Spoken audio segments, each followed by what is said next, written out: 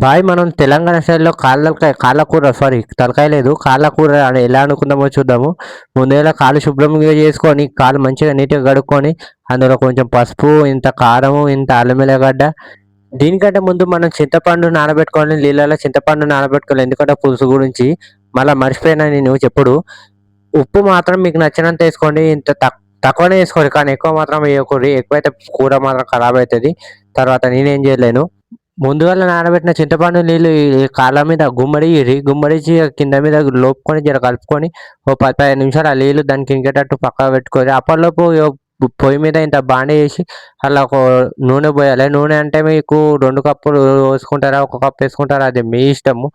ఎక్కువ మాత్రం వేయకూరి. తక్కువనే చేసుకోరి.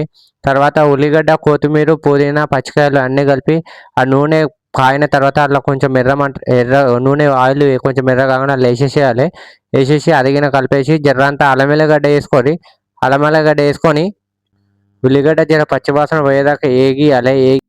ఏగిచ్చిన తర్వాత కొంచెం మనము మళ్ళీ ఇంకోసారి కలుపుకొని కొంచెం అల్లం ఎల్లిగడ్డ తక్కువైంది. మళ్ళీ అల్లం ఇల్లం కలిపి ఏసేసుకుందాము.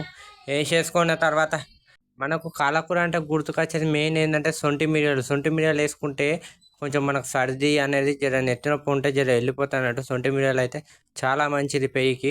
కొంచెం లిమిట్గా వేసుకోవాలి. ఇప్పుడైతే మనం ముందుగాల నానబెట్టుకున్నాం కదా కాళ్ళు, చింతపండు పులుసు వేసి అది వేసేసుకొని కింద మీద ఊపు నా పాలకూర తోపు అన్నట్టు ఊపేసేసేయాలి. ఊపేసిన తర్వాత కొంచెం మనకు సరిపడేంత చింతపండు నీళ్ళు మనకి ఎంతవరకు కావాలో అంతవరకు చింతపండు నీళ్ళు విసుక్కొని అలా పోసేసుకోవాలి.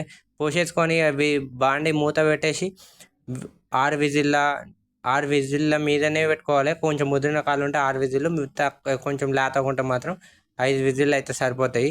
మేమైతే సొంటి మిరియాలు వేసేస్తున్నాం, మూత పెట్టేసినాం. కూర అయిపోయింది. కాయలకూర తెలంగాణ స్టైల్లో. మనం ఏం టెన్షన్ తీసుకోని అవసరం లేదు. మగోళ్ళు ఏ వంటకమైనా చేయొచ్చు. కాకపోతే మనం కొలతల కాడ వెనక ముందు అవుతాం అంతే.